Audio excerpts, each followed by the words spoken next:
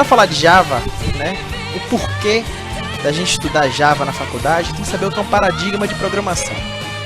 Um paradigma de programação, ele é um modelo de programação. Você pode desenvolver uma solução qualquer e você pode desenvolver ela em diversos modelos. Aí você tem um paradigma, o primeiro que a gente estuda, né, o mais simples, o primeiro que lançou foi o paradigma imperativo, ou paradigma procedural.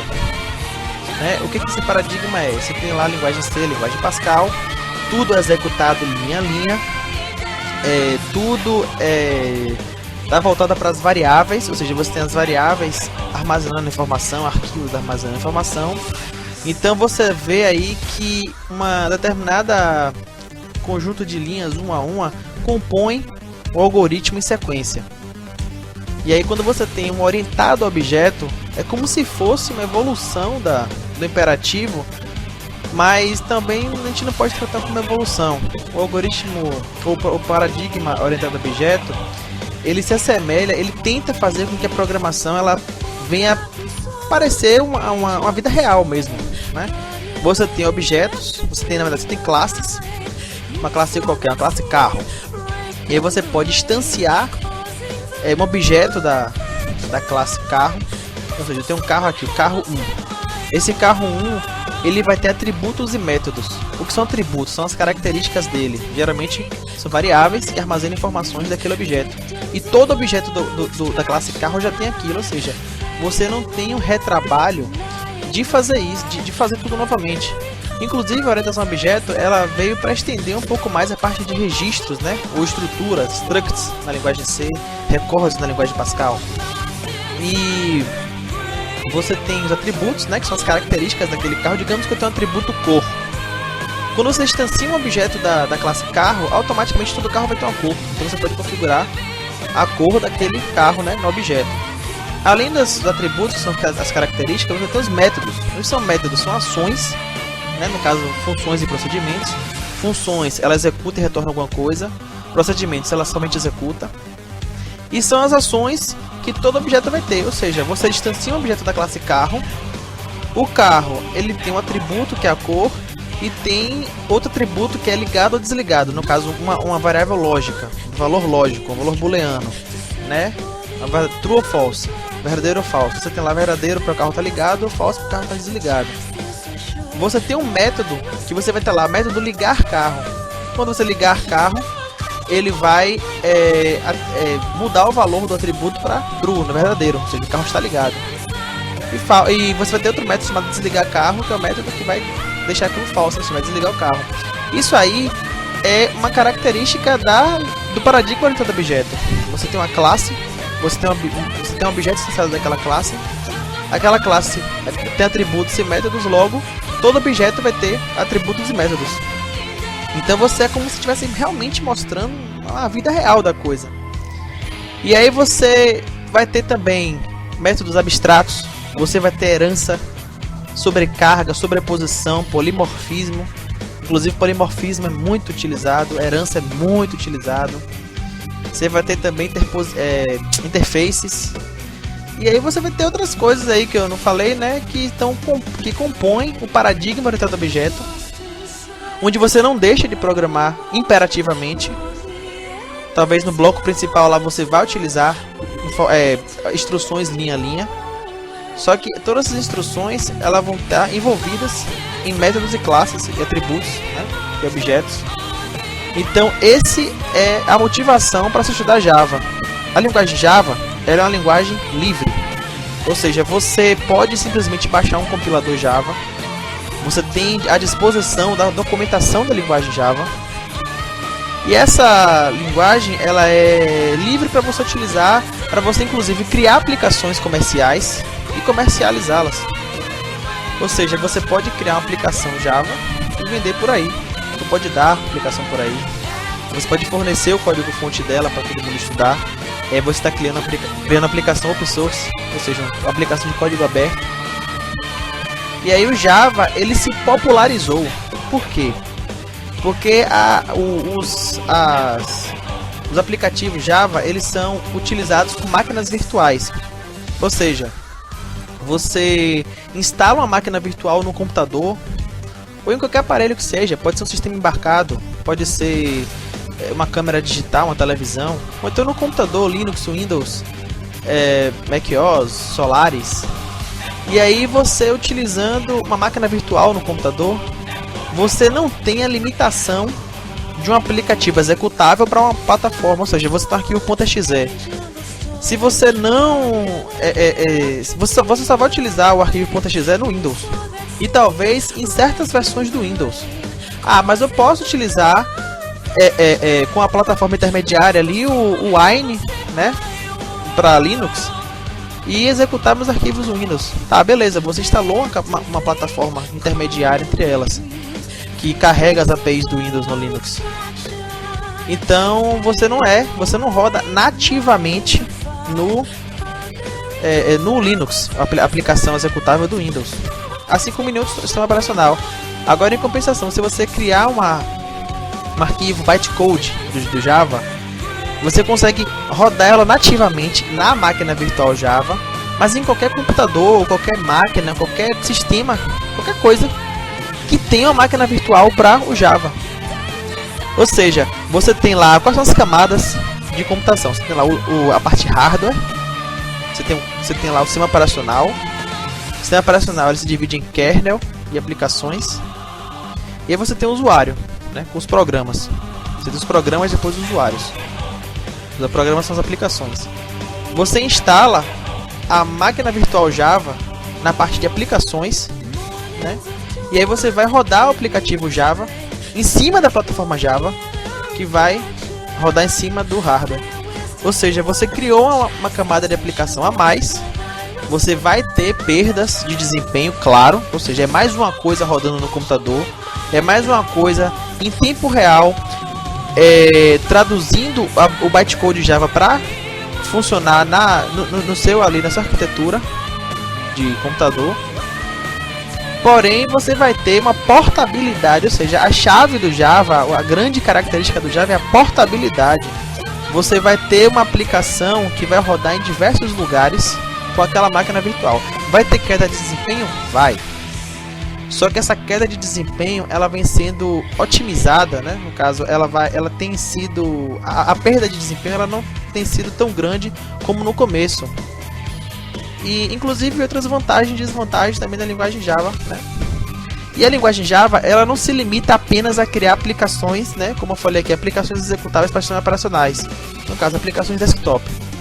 Você tem aplicações também para web, porque o Java, ele tem o Java SE, Java Standard Edition, que ele é para, né, aplicações executáveis no computador, aplicações desktop, caso você utilize a suíte Swing, né? Suíte não, pacote de interface Swing, acho que é interface Swing, eu não sei exatamente a definição do Swing, né? Acho que é a classe Swing. Enfim, você tem lá o Swing, que ele vai lhe dar, né, opções de você trabalhar com recursos visuais, recursos gráficos na linguagem Java.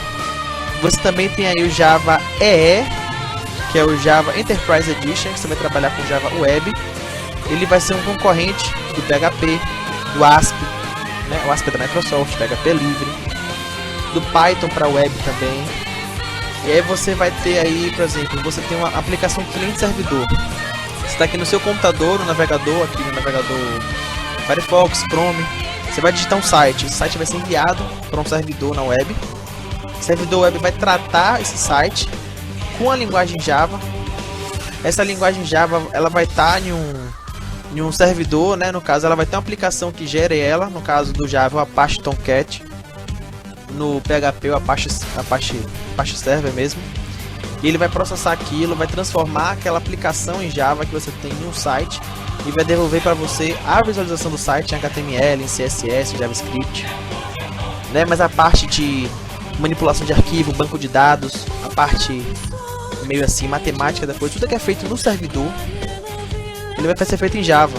Então você tem aí criação de objeto, criação de classe, você tem aí todos os conceitos que você utiliza em Java, da programação orientada a objeto, você vai ter rodando no seu servidor, vai fazer tudo para você, vai gerar, por exemplo, eu estou lá usando o Facebook. O Facebook ele é feito em PHP, mas digamos que o Facebook fosse feito em Java. Quando você digita o nome de uma pessoa e dá Enter para pesquisar, é ele que vai pegar aquela informação, vai tratar aquela informação, vai fazer uma busca no banco de dados dela, vai tratar ali, vai por probabilidade estatística, né? Vai ver quais são os nomes de pessoas que podem, né? Então ali, possivelmente ser a pessoa que está procurando, né? Como é que o Facebook classificaria isso? Popularidade, amigos em comum. Então você tem aí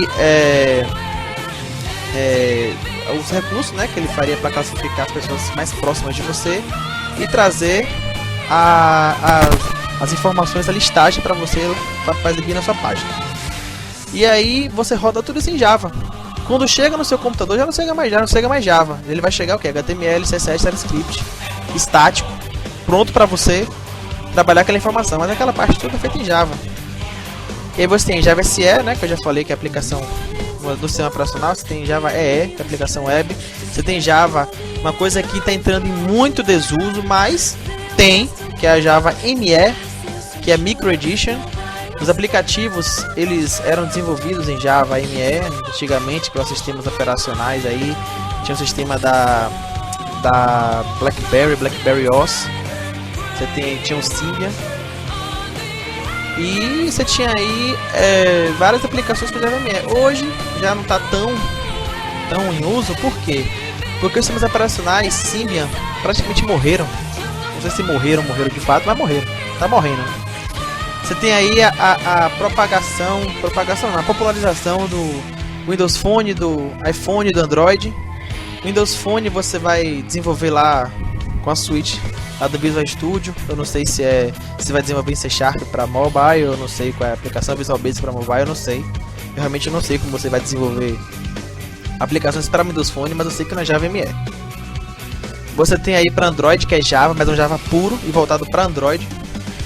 Um Java misturado com XML.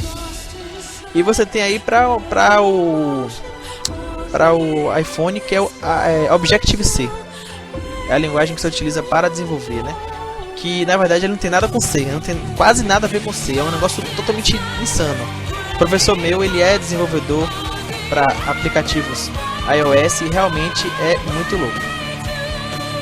E é isso aí. O Java ele tem outras aplicações, tem diversas aplicações aí, mas o básico do Java que eu falei é isso.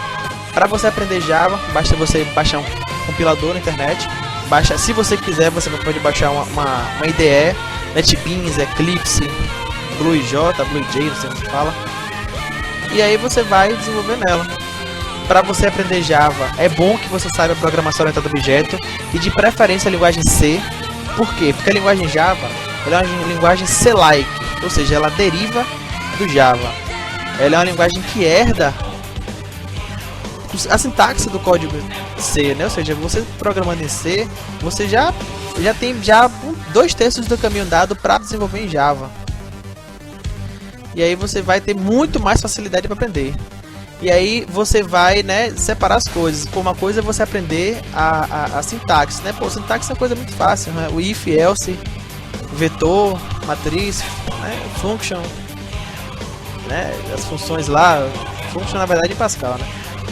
E aí é muito simples você aprender a sintaxe. O negócio é você entender os conceitos da programação orientada a objeto. Não adianta você querer colocar lá um for, um while para fazer estrutura de repetição, se você não sabe usar uma herança, se você não sabe usar um encapsulamento, principalmente encapsulamento. É uma coisa muito cobrada na linguagem Java, né? Quando você está estudando paradigma orientado a objeto a fundo, é você entender o que é um encapsulamento. É logo no começo. Quando é que você vai utilizar, né, uma classe abstrata? Uma coisa importantíssima também, como vai utilizar polimorfismo. Polimorfismo eu uso a todo momento. Eu vou criar uma classe, eu vou ter que definir métodos com nomes diferentes? Não, os métodos vão ter nomes iguais. A única diferença são os parâmetros que a gente passa. Enfim, eu não vou estender a explicação sobre paradigma orientado a objeto, mas sim sobre o Java. O Java aí já expliquei. Se tiver alguma dúvida, caso eu tenha esquecido de falar alguma coisa, vocês falam aí, mas pelo que eu sei de Java, eu lembrei que agora, porque eu não tenho material de consulta aqui pra falar, né? Eu tenho que lembrar tudo que tá aqui na minha cabeça. Pelo que eu lembrei, eu falei assim, mas se tiverem alguma dúvida ou achar que eu esqueci de falar alguma coisa, só vocês falarem. Eu vou aqui beber uma água agora e vocês vão continuar aí ouvindo a música.